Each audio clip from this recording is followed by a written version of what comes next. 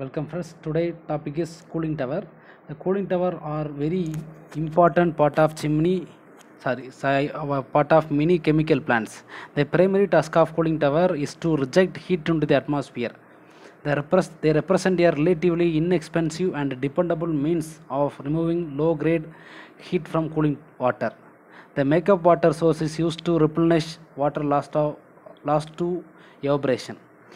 Hot water from heat exchanger is sent to the cooling tower. The water exits the cooling tower and sent it back to the exchanger or to the other unit of further cooling.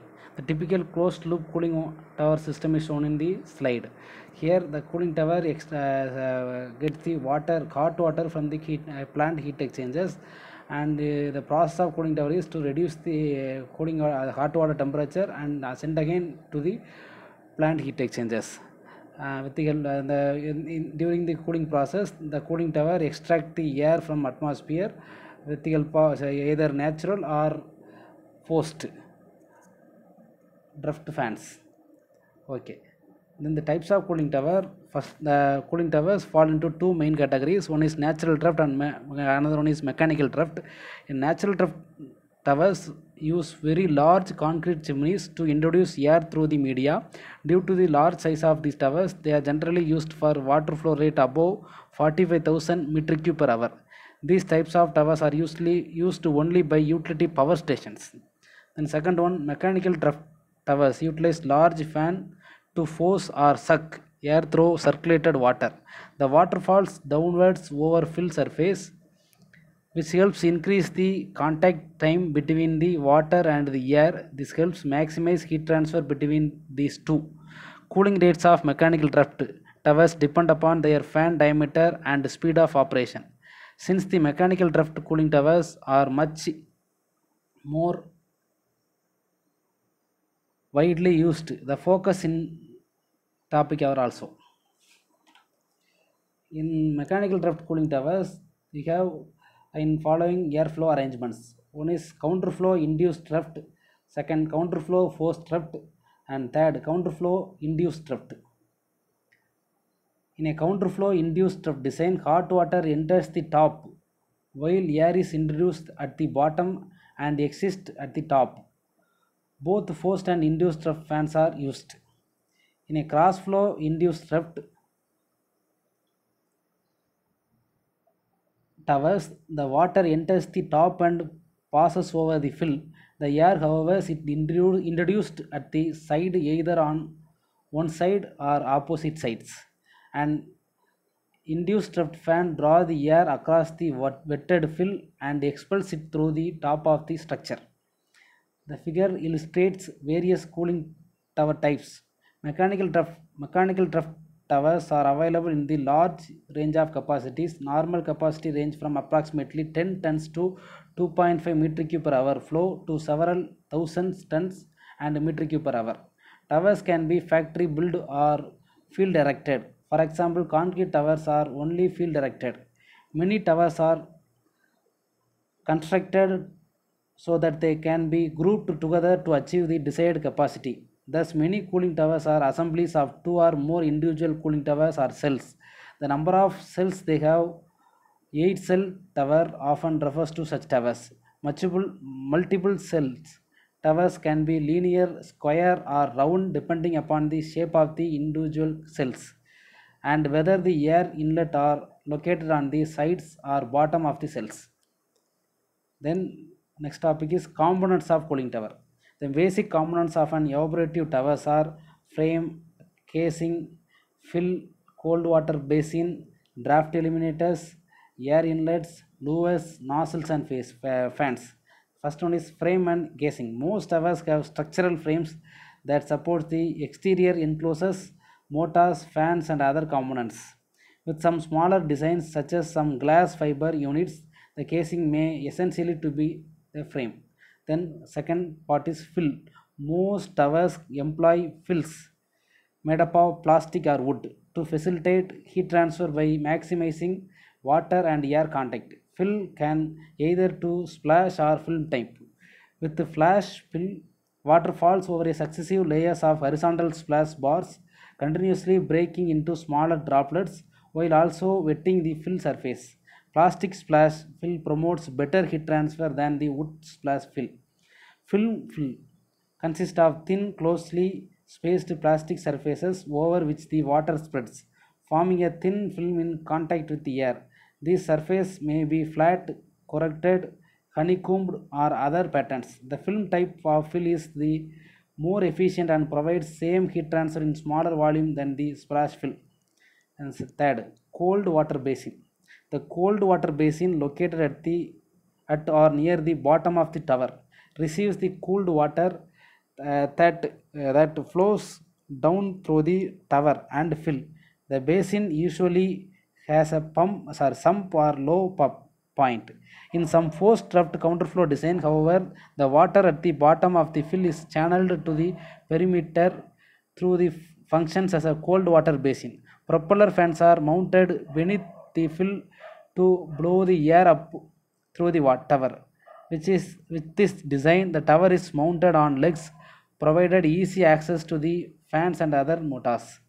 Then third one is drift eliminators. This capture water droplets entrapped in the air stream and otherwise would be lost to the atmosphere. And next, air inlet. This is the point of entry of air entering the tower. The inlet may take up an entire side of tower. Cross flow design or be located low on the side of bottom of counterflow design. Then louvers. Generally, cross flow towers have inlet louvers. The purpose of louvers is to equalize airflow into the fill and retain the water within the tower. Many counterflow towers designed do not require louvers. The nozzles.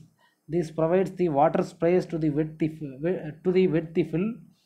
Uniform water distribution at the top of the fill is essential to achieve proper wetting of entire fill surface. Nozzle can either to be fixed in the place and have the either round or square spray patterns, or can be part of rotating assembly as found in some circular cross-section towers. Then fans.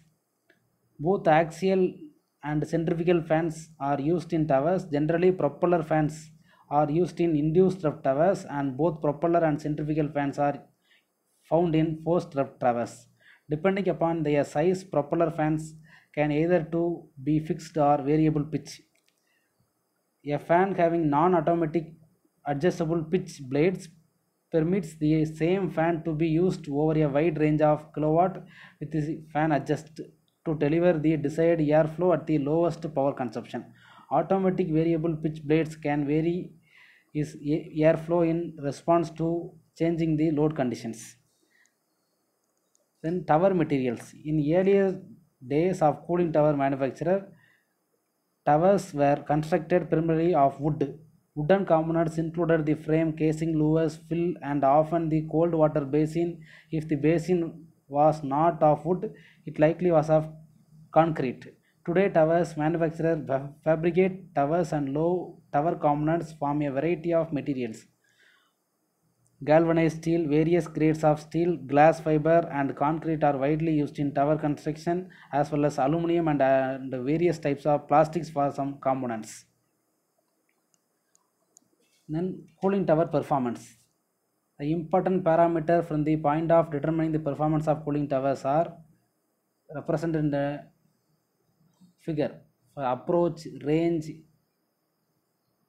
What is range? Range is the difference between cooling water inlet and outlet, and approach is the difference between the cooling tower outlet cold water temperature and ambient wet bulb temperature. Although both range and approach should be monitored, the approach is the better indicator of cooling tower performance. Then cooling tower effectiveness is the ratio of range to the ideal range, that is difference between cooling water inlet temperature and ambient wet bulb temperature. In mathematical point of view, the cooling tower effectiveness in the percentage which is equal to range divided by range plus approach. Then cooling capacity is nothing but heat transfer from hot water from the heat exchanger to air, which is nothing but mcp delta T.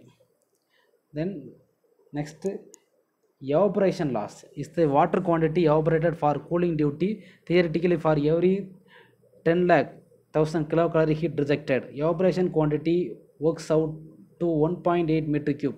An empirical relation used for often is evaporation loss, which is meter cube per hour during cooling operation. The evaporation loss means the air is passed over the, it's a direct contact type heat exchanger, therefore air is passed to through the cooling hot water. The hot water is from up from the top, and air from the bottom, they are mixing and the temperature reduce. At the same time, the sum of moisture is evaporates and mixed to the air in the form of superheated steam and escape to the atmosphere. This is the evaporation loss, which is equal to some empirical equation, which is equal to 0.00085 into 1.8 into correct circulation rate into T1 minus T2. The T1 minus T2 is temperature difference between inlet and outlet water, and cycle of concentration. Circulation rate is water flow rate, and next performance parameter is cycle of concentration. It's abbreviated COC. Is the ratio of dissolved solids in circulated water to the dissolved solids in makeup water.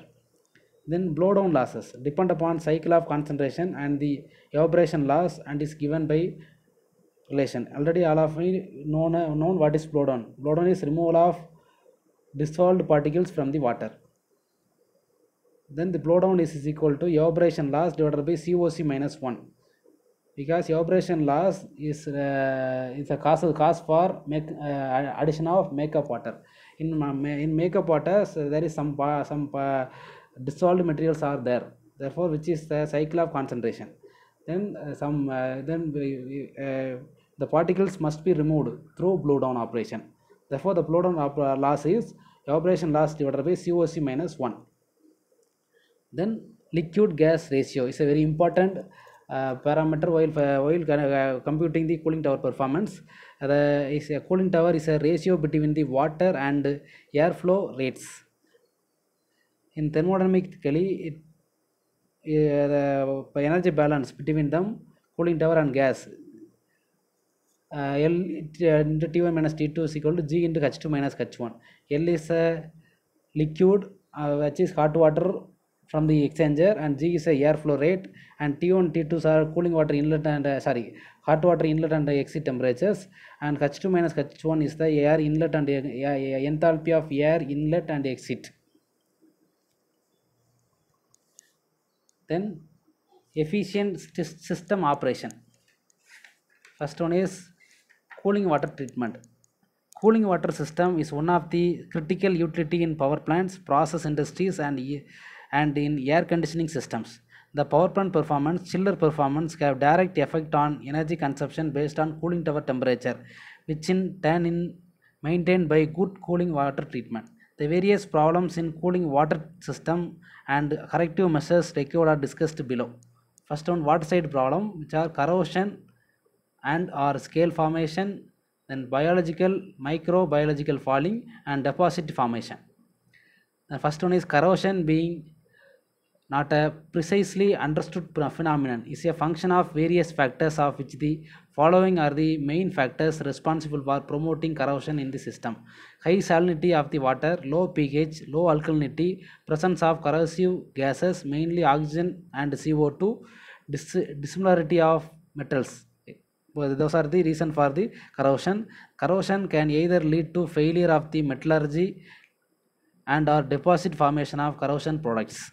Then scale formation. The main source of the scale formation in the open evaporative condenser circuit are hard water containing high levels of calcium and magnesium, high level of pH and alkalinity, and open evaporative cooling systems operated on softened water can meet with severe scaling problems when pH of the circulating water is above 9. The total alkalinity as calcium carbonate is above 550 ppm. Temporary hardness in the source of makeup water is above 200 ppm.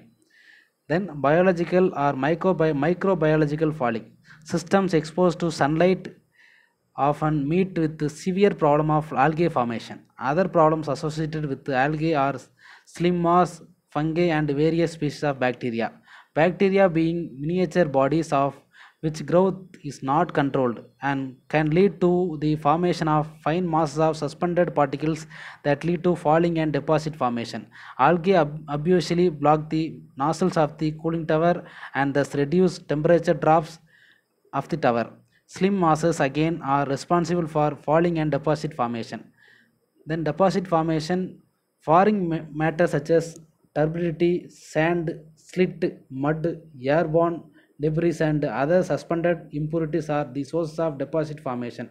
Corrosion products that are formed also add to the deposit formation. Then next, drift loss in the cooling towers.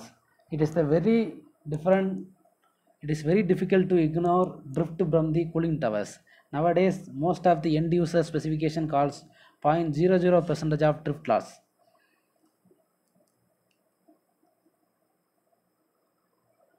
Then, then the next parameter, cooling tower fans. The purpose of cooling tower fans is to move a specified quantity of air through the system, overcome the system resistance which is defined as the pressure loss.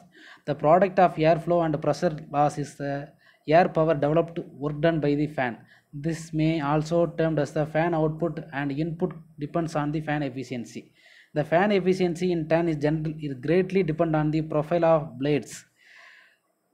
Cases reported where replacement of metallic or glass fiber reinforced plastic fans have been replaced by efficient hollow FRP blades, with resultant fan energy savings of order of 2 to 30% and with a simple payback period of 6 to 7 months. Also, due to lightweight FRP fans need to low starting torque resulting in use of lower HP motors. The lightweight of the fans also increase the life of the gearbox, motor and bearing is the allows for easy handling and maintenance. Then performance assessment of cooling towers. In operational performance assessment, the typical measurement and observations involved are cooling tower design data and curves to be referred to as basis. Intake air WBT and DBT at each cell at ground level using a whirling psychrometer. Exhaust air WBT and DBT at each cell using whirling psychrometer. Cooling water inlet temperature at rises or top of tower using accurate mercury in glass or a digital thermometer. Cooling water outlet temperature of full bottom using accurate mercury in glass a digital thermometer. Process data on heat exchanger loads in online or power plant control room reading as relevant. Then cooling water flow measurement either direct or inferred from pump motor, kilowatt and pump head and flow characteristics. Cooling tower, fan motor, volts, kilowatt and blade angle settings. TDS of cooling water, rated cycle of concentration at the site of conditions. Observations on nozzle flow, drift eliminators, conditions of fills, splash bars, etc. Then the energy saving opportunities in cooling tower. Follow manufacturer recommended clearance around cooling towers and relocate or modify structure that interface with the air intake or exhaust. Optimize cooling tower fan blade angle on seasonal and or load basis. Correct excessive and or uneven fan blade tip clearance and poor fan balance. On old counterflow cooling towers, replace old spray type nozzles with new square spray ABS practically non-clogging nozzles. Replace splash bars with self-extinguishing PVC cellular film. Install new nozzles to obtain more uniform water pattern. Periodically clean plugged cooling tower distribution nozzles. Balance flow to cooling tower hot water basins. Cover hot water basins to minimize algae growth that contributing to falling. Optimize blowdown flow rate as per COC limit. Replace slat type drift eliminators with low pressure drop self-extinguishing PVC cellulose units. Restrict flow through large loads to design values. Then monitor L by G ratio periodically and monitor approach effectiveness and cooling capacity for continuous optimization efforts as per seasonal variation as well as load side variations. Consider COC, which is Concentration of on cycles, improvement measure for water savings, consider energy efficient FRP blades, adoption for fan energy savings, consider possible improvements on cooling water pumps with respect to efficient improvement, control cooling tower fan based on leaving water temperature, especially in case of small units. Okay, thank you.